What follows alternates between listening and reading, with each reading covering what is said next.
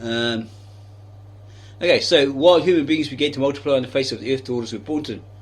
The sons of God, those children of God, those who called upon the name of God, left their rightful place, saw the daughters of men, okay, godless men, okay, those who weren't in the presence of God, the Neanderthals, probably. What's that, two? The daughters of the human being. Okay, go with that so far. They were beautiful, they were pretty hot, so they picked for themselves women whomever they pleased. And the Lord said, my spirit does not reside in the human being forever. Okay, so that's the Holy Spirit, right? Spirit of God for all eternity, because he is flesh and his lifespan became 120 years. That's how long he was going to last before the great flood. Okay, it's not going to last. At that point he thought, well, his spirit's not going to dwell in those men to the end of the universe, because he's flesh and he's going lusty, all that sort of stuff. All the people are supposed to be children of God, call upon the name of God. Most of them have left, right? Or they're all left, and they've gone to the other side, the dark side. Okay, so his lifespan is going to become 120 years before this big disaster comes. Okay, his age or his era, like eon. Okay, that age or eon is going to continue until then. And they were giants in the earth. This is Genesis 4, 6:4, 1:3. Literal Aramaic idiom or expression: strange creatures, hybrid forms, monstrously large Neanderthals. Okay, because what they're doing here is none of this nanu angels fell from heaven and they had genitalia and they bred with the daughters of men. That's a lot of rubbish. If these are the original scriptures, okay, it's all fantasy. The sons of God saw that the daughters of men were beautiful, so they picked for themselves. The Lord said, my spirit does not reside. You will read that. They were giants in the earth in those ages, and even later became, because the sons of God entered upon the daughters of men, and they were born to them aliens or giants or strange looking beings, right? Freaks, whatever. Probably because they're too closely related, being human beings.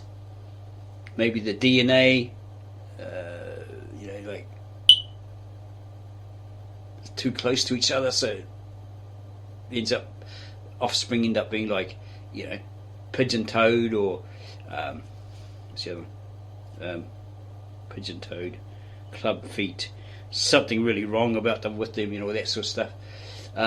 Gigantic, probably about 13 feet tall or something like that. Unbelievable stuff. Okay.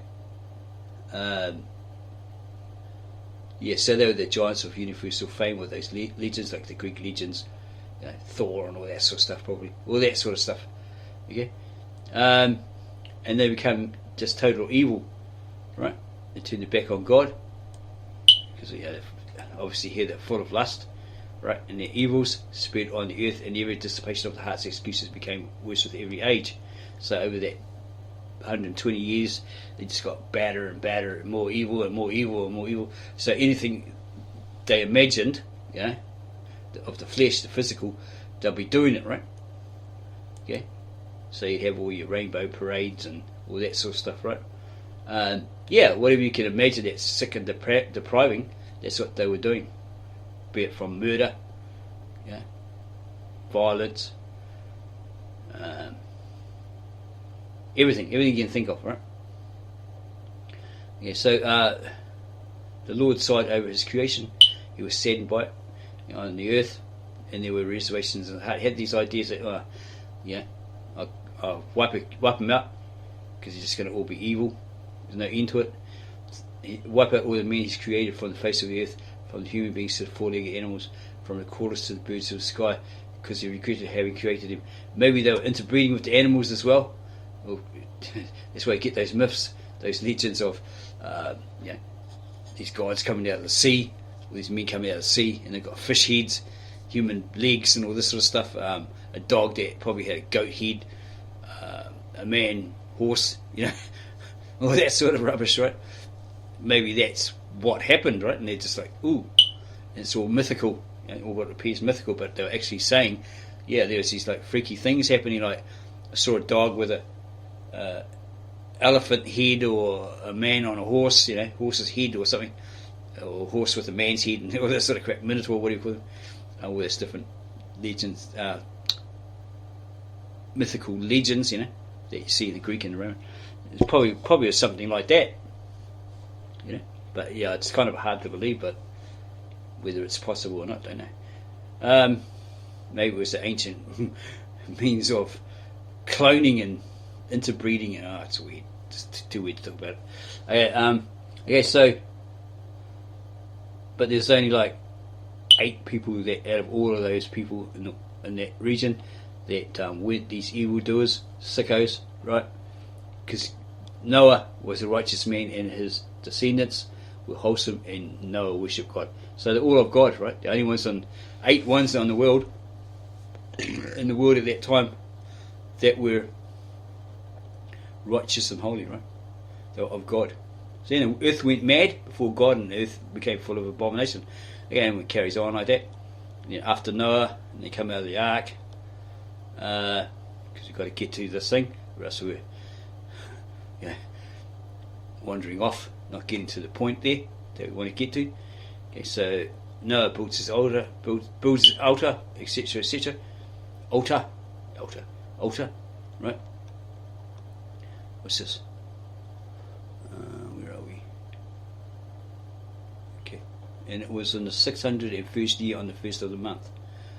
1st of the 1st month, whatever that is in the Jewish or Hebrew.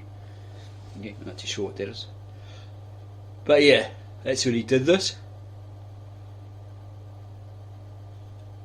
The 601st year on the 1st day of the 1st month that the waters dried off the earth, and Noah crossed the threshold of the covenant to the ark, and he looked out and saw that the surface of the earth was dry. And in the 2nd month, on the 27th day of the month, the earth was dry. So it's indicating there, whatever those months were on those days, this is what he did. So again, we're going to jump ahead. We'll finally get to that point that this whole video is based around, I suppose, that we were meant to get to earlier. Okay, so you got all these descendants of the 3 sons who came out of the ark. Noah's 3 sons, right? And their descendants, and etc., etc. And these are all the records of them, who those people, the descendants, became, the forefathers of these different nations, right? And because it has down here in the footnotes. Okay, 10:1. And these are the birth records of the children of Noah, Shem, Ham, and Japheth, to whom was born children after the flood.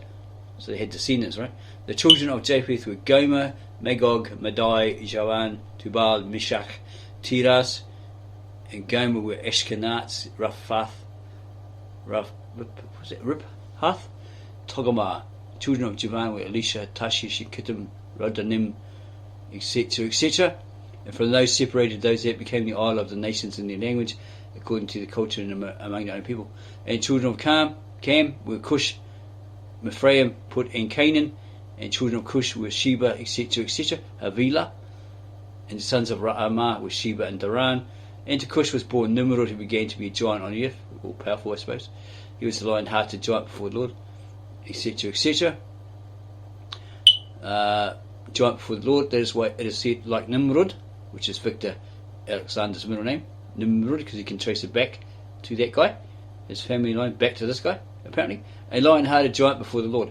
And he was the head of his kingdom, which included Babylon, Iraq, or modern-day Iraq, Akkad, and Kala in the land of Sumer, and so forth. Okay. And then you have, where are we? All these people here.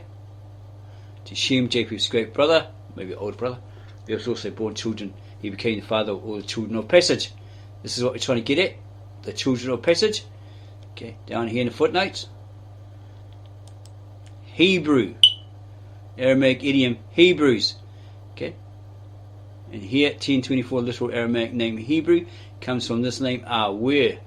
We're not too sure how you say it because we don't have that Syrian accent. Awer, to cross over. Someone who crosses over, implying passage. It says someone did a passage, right, from one place to another. It's a bit like Moses in the Red Sea. How this Red Sea parted, and then there's this big bar and they walked across. It's like that, but not in that sense. It just means that they went from one place to another. Okay, so we're going to have a look at that. And here's the Tower of Babel. The whole earth was one language and everyone spoke the same dialect. 11.1, literal Aramaic idiomatic construction. And all earth was one tongue and spoke one. Okay. So this is where they spoke that Lishana Artika Sapreya, which is translated as the language of God, spoken by God to Adam and Eve.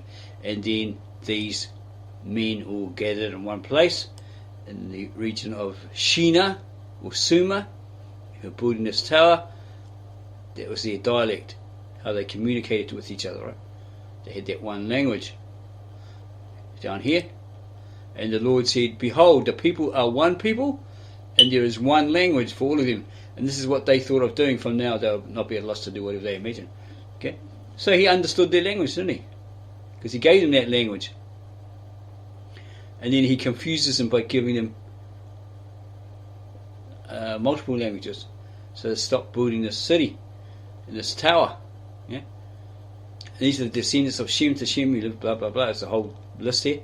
But we're going to go back, because all of these people mentioned here, the children of Shem, of Noah's children, Cam,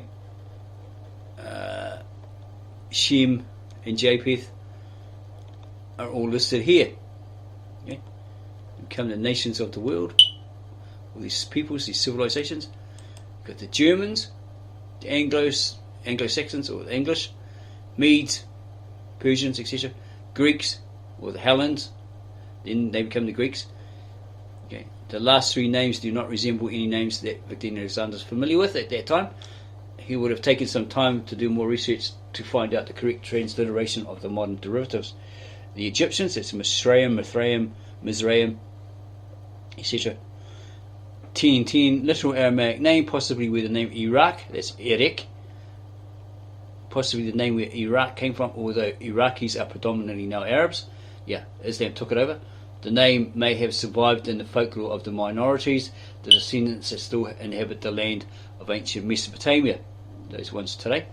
Okay. Then you got the Hebrews, and the Hebrews come from this name Awa to cross over someone who crosses over implying passage. Okay, so you go further down, past all this, okay, and it goes through this genealogy. It comes to a person called Nahor, whose lineage after Terah was born, had a son called Terah, lasted 119 years. That's a lineage. It's not saying that he lived and died at 119. And to him were born many sons and daughters, so he had many more. Right? And Terah lived 75 years, and to him were born Abram, Nahor, and Haran. These are the descendants of Terah. To Terah was born Abram, Nahor, and Haran, and to Haran was born Lot. And Nahor's line after Terah was born to him, lasted 119 years, and to him were born many sons and daughters. And Terah lived 75 years, and to him were born Abram, Nahor, and Haran. These are the descendants of Terah. To Terah was born Abram, known as Abraham later on, Nahor, and Haran, and to Haran was born Lot. That's Abraham's nephew, right? And Haran lived during the lifetime of Terah, his father, in the land where he was born, of Chaldees, the Chaldees, Babylonia, in Mesopotamia or Syria. Abram and Nahor consecrated for themselves women. Okay, so they got married to them, okay, or blessed themselves, made themselves blessed by finding themselves women or wives. And the name of Abraham's woman was Sarai, and the name of Nahor's woman was Milcah, the daughter of Haran. So that's obviously Abraham's niece, who was the father of Milcah and Ishka to follow, right? And it happened that Sarai was barren and had no children. Okay, so Abraham was born here in the Ur of the Chaldees. He was Chaldean, right? The family obviously migrated to that region and happened to reside in Ur of the Chaldees or Chaldeans, and Abraham was born there. So it doesn't say he's a Hebrew, okay, or he spoke Hebrew. What it's saying is that when God said to him, "Go from your land where you were born, Ur of the Chaldees," okay, in Assyria, okay, "and from the house of your father to the land that I, God, will show you. And I, God, shall make you a great nation. From you shall descend a great nation. And I, God, shall bless you, and I shall make great your name and a blessing amongst that nation, great nation to come, right? And further nations. And I, God, shall bless those who bless you, and curse those who curse you. And I shall bless all the generations of the earth through you and your offspring." Okay? Anyone that becomes a believer in Jesus Christ, etc., they have that right to become of the children of Abraham, apparently. Okay? Possibly the Jews. It's relating to them first. Okay, if they come to God, they can be called the children of Abraham or something like that. But Christians have taken that on board as well. Okay, through Jesus Christ, belief in Jesus Christ, you can become or be called the children of Abraham. So Abraham did as the Lord commanded him, and Lot, his nephew, went along with him. And Abraham was 75 years of age when he left Haran. And Abraham fetched Sarai his wife, and Lot his brother's son, and all the domesticated animals that they had raised. They breeded. They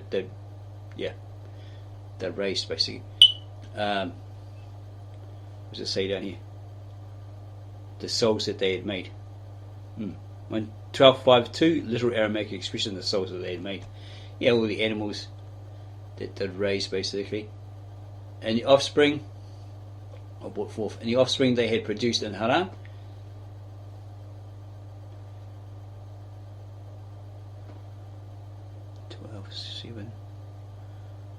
It's 12:17. Okay, doesn't really have an explanation here for that footmark.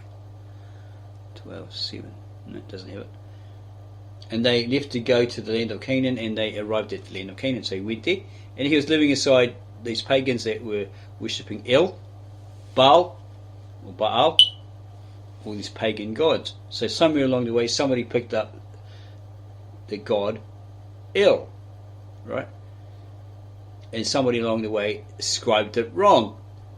The Hebrews scribed it wrong, because it's a pagan god. Go and Google it, a Canaanite god. It should be El, okay?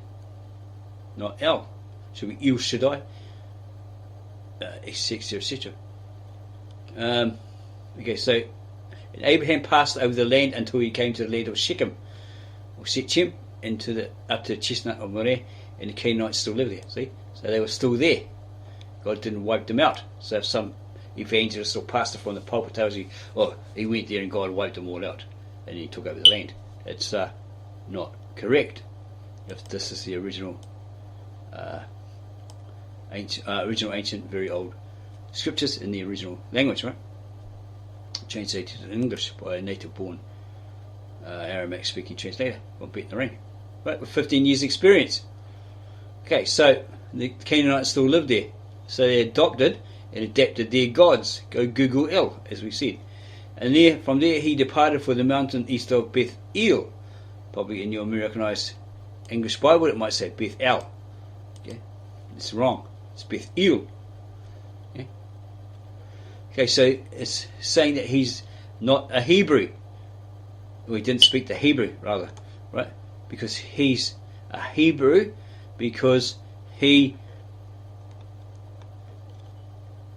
crossed over, right? He made a passage from Ur of Chaldea in Syria. Yeah, he crossed over, implying a passage. Where are we?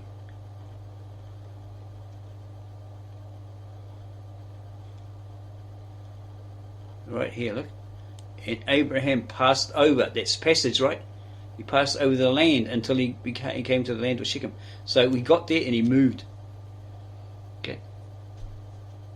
He went into a different area of it until he came up to the chestnut of Moreh, and the Canaanites still lived there, so it was still in Canaan. Okay. He just moved along a bit, like when he was in Ur of Chaldee, they moved to another region, right? And possibly it was called Haran, named after his brother.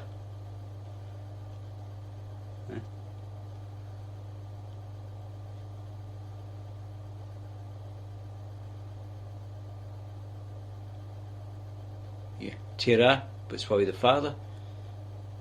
Yeah, their father died in Haran. So they went from one place to this other place and they called it Haran. Yeah, and that's where his father died. Abraham's father died. Okay, so he's still in the land of the Canaanites. And the Lord revealed it to Abraham, or Abraham at the time, and told him, to your offspring I will give this land. This is your children, his sons and daughters, his descendants to follow. He'll give them that land, Canaan. And he built an altar for the Lord there where this was revealed to him. And there he departed for the mountain east of Beth El, and there he pitched his tent with Beth El to the west, and Ai from the east, and he built an altar for the Lord there, and he called on the name of the Lord. Okay, and Abraham took up and left together with his bearers and headed south. So he's constantly moving. Okay, and then there was famine in the land, and Abraham went down to Egypt because they had plenty, because of that Nile River. Yeah, like flooded every now and again. So what they did was there's black soil on either side, and it was really good for growing wheat and all that sort of stuff, whatever the produce, whatever. So they, obviously it flooded over, and the waters were way down, right near dry probably. So they planted all these crops, and then the hot sun there, whatever, helped grow them really well. Then they all got together, they put down their harps, whatever, their paintbrushes, whatever, the things that these people were doing, right, as individuals. And they came together and they reaped this harvest, and they stored it in maybe some sort of barn, or even a pyramid or something like that, right? And they had plenty, they were the land of plenty. So Abraham and his lot, because there's a famine in Goshen or wherever they were, Canaan or whatever, they went down there to see what they can get hold of to feed their people and all this sort of stuff. And apparently some of these Egyptians, priests or whatever, saw that Sarah was pretty hot, right? She was pretty gorgeous. So they thought, ooh, the king might like her. Ooh, she's pretty hot. So they go whisper, and he praises. Yeah, the courtiers of the Pharaoh saw her and praised her before Pharaoh, before the king. And Abraham's wife was fetched to the house of Pharaoh, but he's told her to tell them, oh, that you're my sister. Okay? And then he gets some sort of disease, plagues. He hasn't touched you yet, right? So it ain't STDs or anything like that. It's just a God plague, disaster or disease put upon them for that, right? Thinking about, getting together with it, all that sort of stuff, doing the wham bam. So yeah, it's a consequence, right? So this king, the Pharaoh, called Abraham and told him, hey, what's this you did to me? Why did you not reveal to me that this was your wife? And why did you say this is my sister and offer her to me for a wife? Behold, now fetch your wife and get out here, right? And Pharaoh commanded his men to send him and his wife away together with everything he had. And so he gets all these sheep, goats, cattle. They gained it all from there, right? And then they left. And eventually they went somewhere else, and they did the same thing. And apparently he says, why did you, I was about to sleep with her or whatever, make you my wife. Then I had this vision, this dream, and forewarned me if I do that, I'm going to be great disaster for him and his people. So he approached Abraham and says, why did you tell me it was your sister? And he says, well, in fact, she actually is my sister. Yeah, it's in scripture. It's kind of weird, but yeah. But yeah, I tried to look for those up here somewhere where it indicates that it actually is, right? Okay, anyway, we'll look at that later on. We'll probably already covered it. Okay, here, up here, this is Genesis 10. It says, and to Arpachshad was born Here said Apakshad was born Shelah, and to Shelah was born Eber. Okay. What's this? 1024. 1024, literal Aramaic name. Hebrew, the word Hebrew comes from this name, Awer, or Awer, to cross over, someone who crosses over, implying passage. So we're going to go look at that again. Where was he? Okay, so this son was born to Shelah, Eber, and to Eber was born two sons. The names of the first one was Peleg, because during his age the land was divided, north and south probably, and the name of his brother was Joktan, and to Joktan was born Al-Madad, etc., etc. Afir Havila and Jabab. And these were the children of Joktan, etc., etc. And the foundation was Menisha in the area of Mount Sephar in the east. These are children of Shem, according to their tribes, languages, lands, and according to their peoples. These are tribes of Noah. They split off the nations of the earth after the flood. Okay, so this Eber, that's where that word Hebrew comes from. His name is Awer, to cross over, someone who crosses over, implying passage. So it's either that Abraham made that passage from Ur of Chaldea to Canaan, or it's something to do with this guy. We have to look at scripture to find out if he went on some sort of passage. Okay, it's indicating someone, it's not indicating a whole lot of people, right? But then again, it could be someone who crosses over, implying a passage. It could be to do with the Sea of Reeds, and how this waters parted and the people crossed over from there. We're not sure, because we're not Aramaic speakers or from Mesopotamia or Jewish or anything like that. It could be that in this sense we think, yeah, it's probably related to this guy. Okay. So yeah, Abraham was on the Hebrew. He didn't speak Hebrew. By the looks of it, this guy probably was. Okay, being given that name because he crossed over and made a passage. Okay. Then he has descendants, and is speaking his language, and then they become known as the Hebrew because they speak Eber or Heber's language. Depends on what translation you're reading. Sometimes it has that, Eber, other times it has an H in front of it. Okay? So you have to go deep into that one. Hopefully the Aramaic translator can help us with that. If he sees this video, that would be great. Because we don't know all of it. We get stuck sometimes, like what's the other one? Passage he translated, and it says cursed is the man who's hung on a stake or something like that. S-T-A-K-E, not a steak here for dinner. And he had underneath in the footnotes wood or Caesar. And we're like, we understand the wood, but why has he put Caesar? Maybe there's two definitions, but we can't figure out why he put wood or wood, Caesar. Yeah. Okay, so hopefully it gets back to us on that one. Okay. So yeah, we're not too sure on that one there. So we need his help there. We'd like to know that, Was it Abraham? He did that passage, crossed over from Ur of Chaldea to, or Haran to Canaan, or is it talking about Eber or Heber or strictly about him, right? Because it's indicating there in that sentence, that text, that footnote. Okay, name of the first one was Peleg because during his age his land was divided. Okay, so that's his era, right? So prior to that, because Eber had a son, 2 sons, and then Peleg during his age, his era, okay, his time, the land was divided.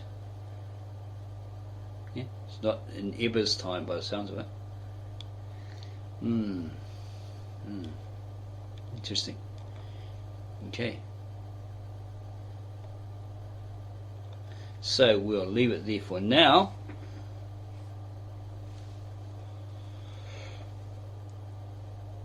And we probably will come back with a part 2. So I hope you enjoyed it. If you did, subscribe to our channel. Give us a like, add your comments down below, and share this video with your family, friends, and others.